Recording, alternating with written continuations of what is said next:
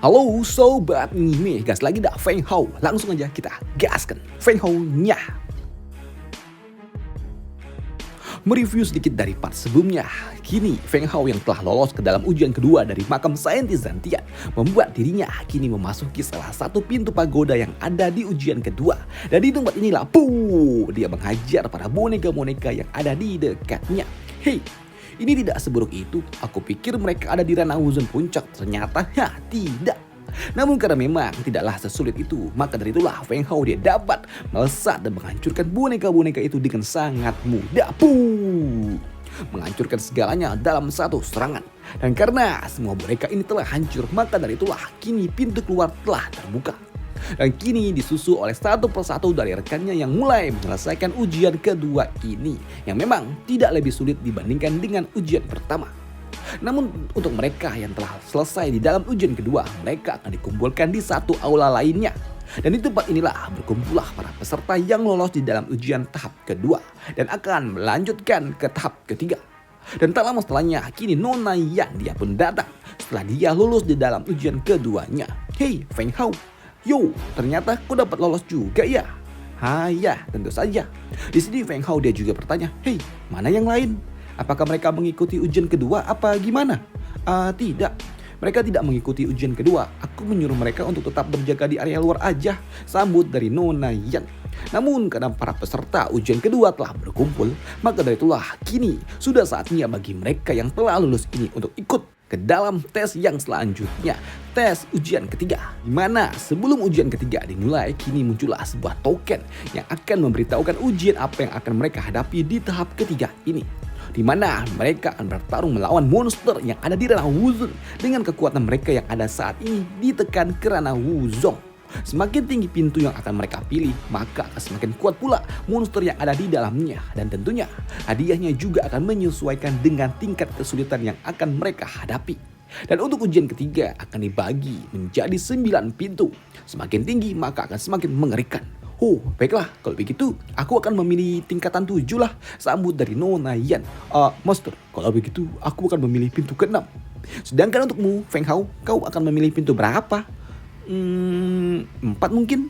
Kupikir ya itu tidak terlalu jauh lah perbedaannya, ucap dari Feng Hao.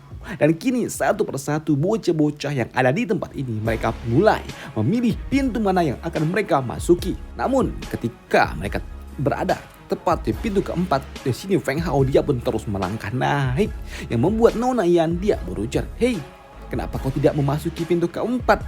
Kenapa kau malah melangkah lebih jauh lagi? Tidak, aku cuma ingin melihat-lihatnya aja kok. Dan aku juga cuma ingin lihat pintu yang ada di atas. Nanti aku juga turun kembali kok. Jangan khawatir, aku tidak akan memasuki pintu yang tinggi. Sambut dari Feng Hao. Dan ketika mereka ada di tepat di pintu ke-6, di sini pria besar dia berujar, Master, aku masuk duluan. Iya, silakan bro. Dan kini mereka yang kembali berjalan dan tiba di pintu ke-7. Saatnya bagi Nona Yan untuk memasukinya. Tapi sebelum dia memasuki pintu ke-7, dia berujar, Feng Hao, kau harus berhati-hati ya. Oke, sip, jangan khawatir. Percayalah denganku, ucap dari Feng Hao. Namun setelah Nona Yan memasuki pintu itu, alih-alih turun, Feng Hao dia malah terus melangkah menuju pintu tertinggi.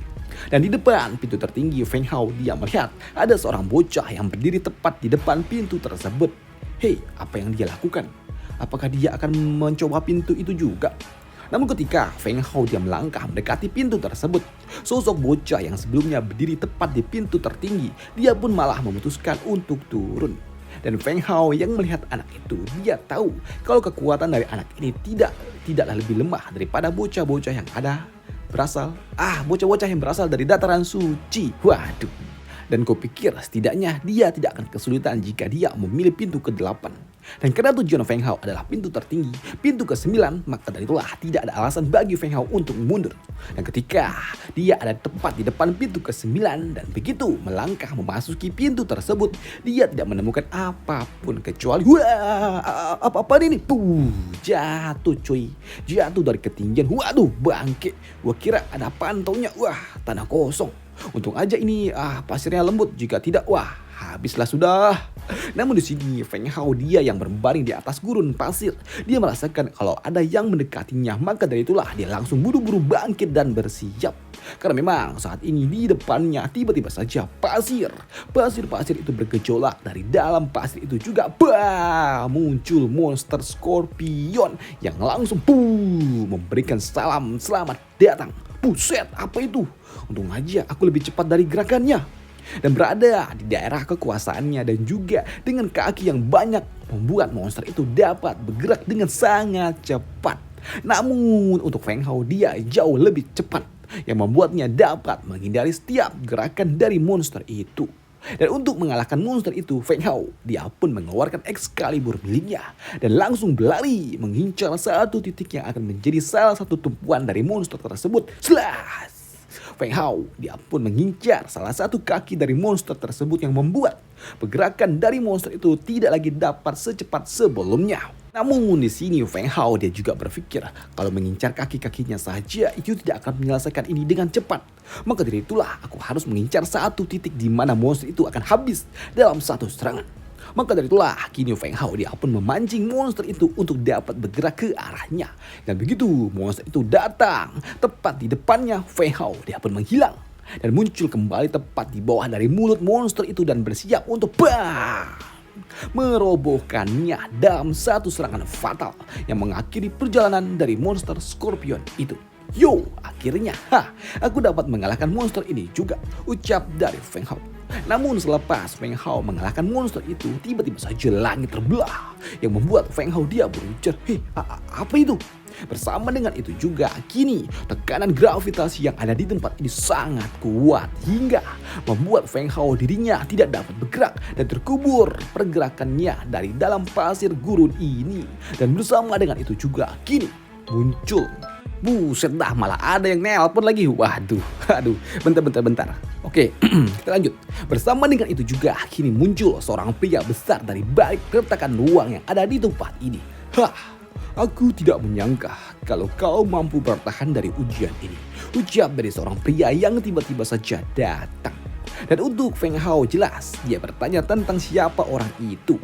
Apakah dia adalah saintis Zantian? Pikir dari Feng Hao.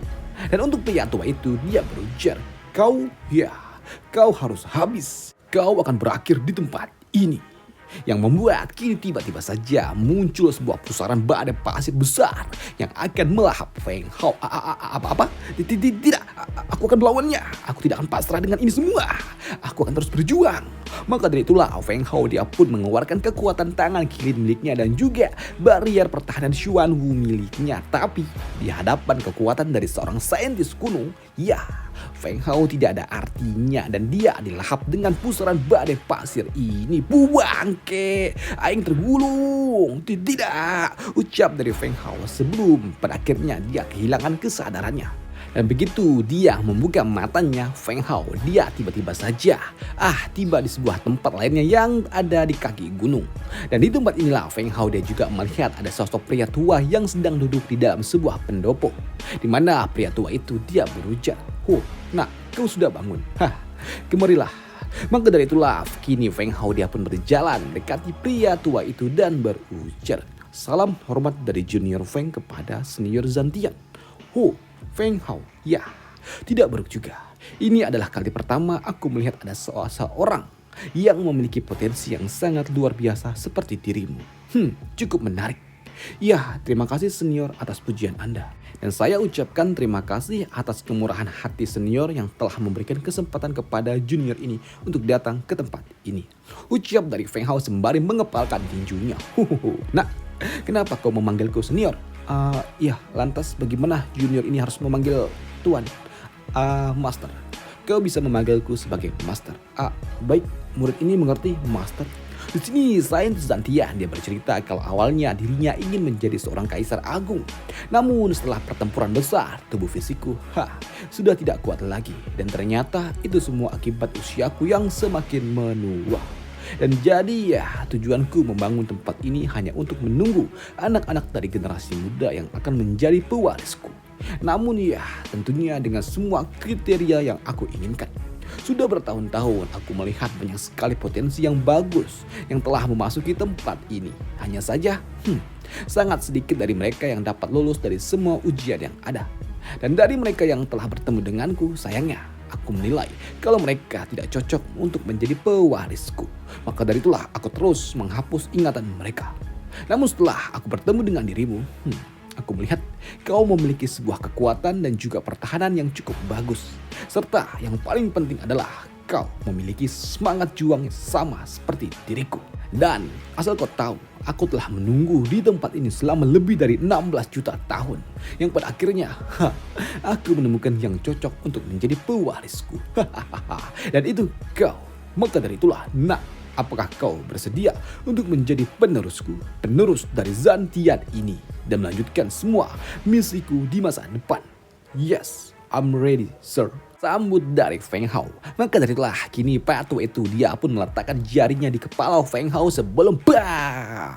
Isi kepala Feng Hao diisi dengan kekuatan dari saintis Zantian. Kekuatan semangat juang milik orang tua ini. Sedangkan di sisi lainnya saat ini di luar area jurang makam saintis ini ramai. Sangat ramai sekali orang-orang di tempat ini menunggu.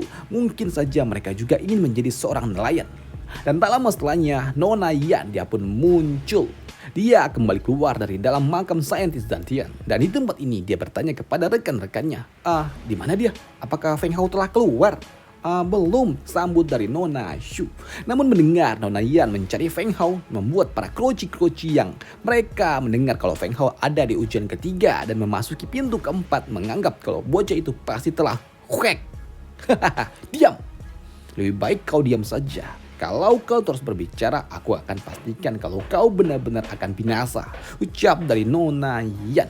Dan tak lama setelahnya, tiba-tiba saja, ada seseorang yang keluar dari dalam makam saintis ini dan langsung melesat pergi menjauh yang membuat Nona Shu dia bertanya, "Hei, siapa dia?" "Ya, dia adalah Shumo.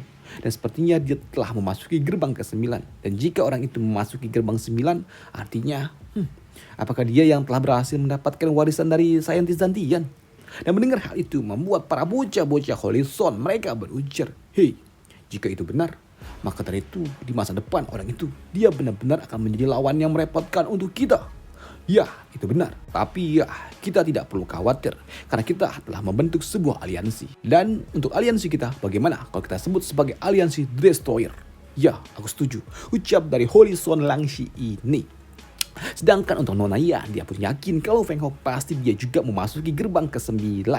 Dan karena tidak ada yang perlu mereka lakukan lagi di tempat ini, maka dari itulah lebih baik ayo kita kembali, ujar dari Nona Shu. Tapi sebelum mereka kembali di sini, Nona Shu dia berujar kepada rekannya yaitu bocah Ren, di mana dia berujar, "Ren, kami akan kembali ke kota, tapi untukmu kau harus pergi ke kota Langshi. Karena menurutku jika Feng Hao dia selamat, pasti dia akan datang kembali ke kota itu dan mungkin saja dia akan membutuhkan bantuanmu." Sedangkan di sisi lainnya, saat ini Feng Hao dia pun masih ada bersama dengan saintis Zantian. Di sini Feng Hao dia pun mendapatkan sebuah pemahaman dari niat bertarung yang membuat saintis Zantian dia senang. Karena Feng Hao dia dapat memahami niat bertarung yang telah dia berikan. Dan ini sangatlah penting di dalam peningkatan kultivasi. Di mana saintis Zantian dia juga berujar, "Nah, apakah kau tahu tentang kaisar kuno?" Ya, aku pernah mendengar kalau kaisar kuno dirinya adalah seorang kaisar agung yang memiliki kekuatan tertinggi yang mewakili surga dan juga bumi. Ya, itu benar, nak. Hanya saja, hanya dialah yang mampu melakukannya. Dan untuk mencapai ranah tersebut banyak cara untuk dilakukan. Maka dari itulah pada zaman kuno para kaisar mereka semua melakukan segala cara untuk mencapai ranah ekstrem itu untuk mendapatkan kekuatan surga dan juga bumi. Namun tidak banyak yang dapat melakukannya dan mereka yang dapat melakukannya disebut sebagai kaisar tertinggi atau biasa disebut sebagai kaisar agung. Namun untuk mencapai ranah tersebut sangat sulit. Yang membuat Feng Hao yang mendengarnya dia pun sadar kalau pantas saja tidak ada lagi kaisar agung yang telah lahir sejak zaman kuno. Namun di sini Pak Tua ini dia juga mengatakan kalau di masa depan akan ada seseorang yang dapat mencapai ranah tersebut. Namun untuk dapat mencapai ranah kaisar agung maka orang itu dia harus bertarung melawan surga. Ya baik, aku mengerti, sambut dari Feng Hao. Ya, jika kau ingin mencapai ranah tersebut maka kau harus menyatukan ketidaksempurnaan. Dan kau harus melakukannya, menyempurnakannya. Dan kau juga harus bertarung melawan lebih banyak pejuang kuat di dunia ini. Dan kau harus bisa menantang surga. Dalam arti lain, untuk menjadi lebih kuat lagi, kau harus memiliki banyak pengalaman. Dan 1 bulan kemudian, Feng Hao dia pun keluar dari dalam makam kuno Zantian. Dan di depan gerbang makam kuno ini, di sini Feng Hao dia pun berlutut dan mengucapkan salam perpisahan di depan gerbang pintu batu ini.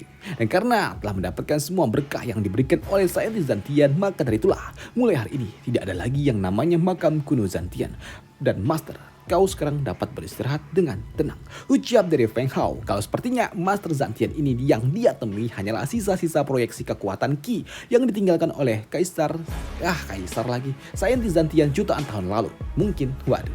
Dan karena urusan yang ada di tempat ini telah usai, maka dari itulah kini saatnya aku kembali ke kota Beimang untuk mencari Ankonite yang berada di daerah tanah terlarang tersebut.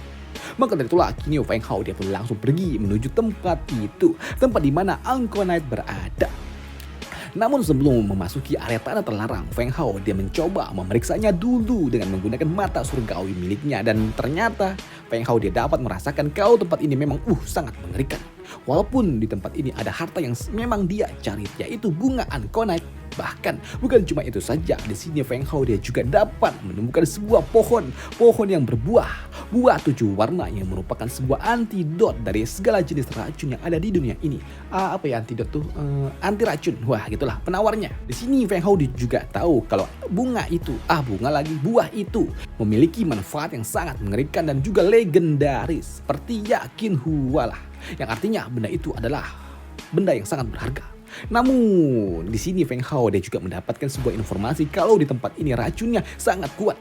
Namun di pagi hari biasanya racun ini agak sedikit berkurang. Maka dari itulah aku harus menunggu hingga pagi hari sebelum mengambil bunga itu. Dan sembari menunggu pagi, di sini Feng Hao dia pun mencoba memurnikan kristal yang telah dia dapatkan dari bocah api. Di mana Feng Hao ketika dia mencoba memurnikannya, Feng Hao merasakan kalau benda ini sangatlah dingin, bahkan dapat membukukan udara yang ada di sekitarnya. Dan karena tidak tahu apa yang harus dia lakukan, maka itulah Feng Hao mencoba fokus untuk memurnikan kristal itu, yang membuat di sisi lainnya bocah es inilah dia merasakan kalau tiba-tiba saja kekuatan esnya menghilang. Lah, kok hilang cuy? Apakah bocah itu dia telah memurnikan kristal esnya? Tapi ya sudahlah, biarkan saja. Lagi pula nanti aku juga akan memurnikan kristal itu kembali. Ujian dari bocah es ini. Dan untuk bocah api, jelas dia sangat senang dong melihat lawannya kehilangan kekuatannya. Haha, bagus. Sepertinya anak itu dia telah memurnikan kristal esnya. Sedangkan di sisi lainnya, Feng Hao, dia telah berhasil memurnikannya dan kini tubuhnya dapat menghasilkan kekuatan es yang lebih kuat lagi. Hei, kekuatan biru ini terasa tidak lebih lemah daripada yang dimiliki oleh para bocah-bocah dari dataran suci ya. Dan jika aku bisa mendapatkan kristal ini lebih banyak lagi, 1 ataupun 2, mungkin saja aku dapat bersaing dengan para Holy Stone itu. Dan kini karena pagi telah datang, maka dari itulah kini sudah saatnya bagi Feng Hao untuk memasuki tanah terlarang Beimang ini. Namun sebelum memasuki tempat itu, di sini Lyra dan juga Void Dragon mereka pun terlihat sangat khawatir dan meminta agar Feng Hao tidak memasuki tempat ini karena memang ini sangat berbahaya. Lebih berbahaya daripada tanah terlarang Langshi.